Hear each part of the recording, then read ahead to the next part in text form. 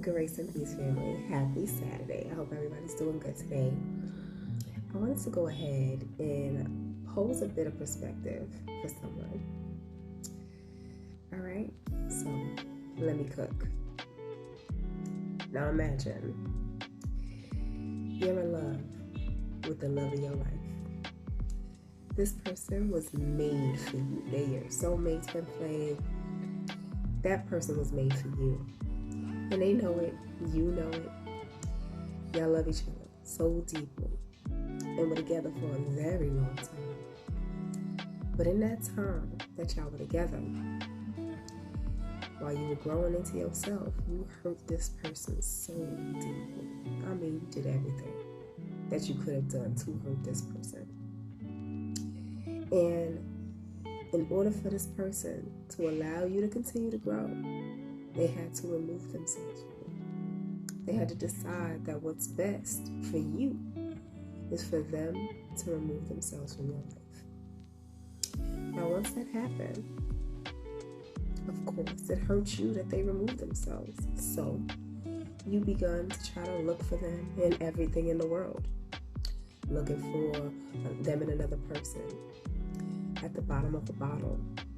Maybe submerging yourself in a career for the sake of the titles and the money. But you didn't find them in any of those things. But you kept looking because you knew you couldn't replace them. Now imagine you receive a letter in the mail, or you stumble upon it, and it's from your person. And your person took the time to detail everything in this letter. You start reading it, and in the beginning, which is about this thick, they're talking about all the pains you caused, all the heartache, all of your deeds in detail, like to the point that you reliving what you've done to them, which is extremely painful because you know that is what caused the separation in the first place. Then imagine you finally get through that part and you get to the second part, which now they're talking about the healing you need to do for your own heart, because while you've been in separation, you've been running around here doing everything else too. So now you've also damaged your own heart by going through life. Now, as a human, you naturally in your ego, naturally in your pride, and you reading all this, and you already this far through, and you got so much more to go. You like, I'm not reading all this. This is hurtful. I don't want to deal with this. I don't want to relive this. Oh my gosh.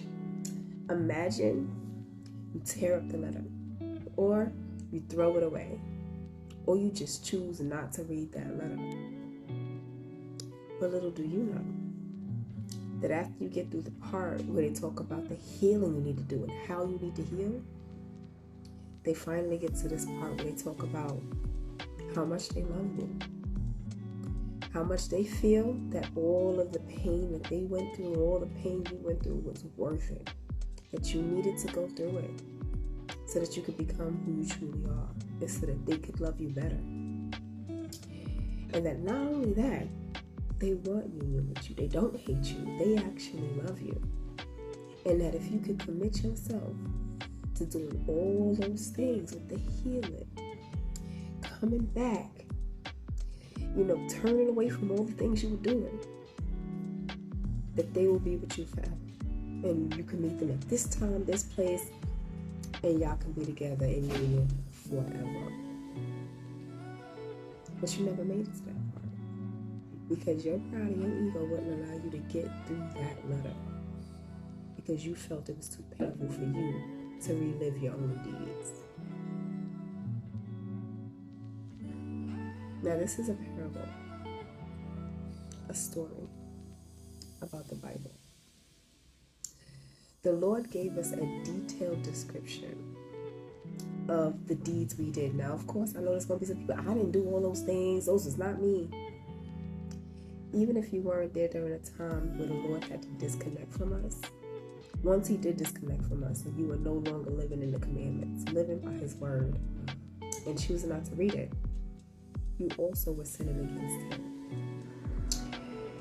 when he tells you how to heal your heart, because now you've sinned against him and you're living in the world, and you choose not to learn how to heal your heart from the world so that you can come to him and have that ultimate union, you are also a part of the problem.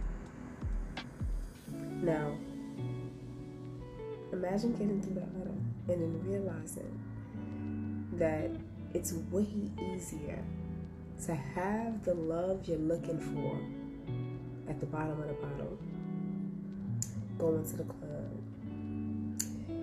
dating all the people you're dating out in the world who are actually hurting you more than the Lord has ever done, ever.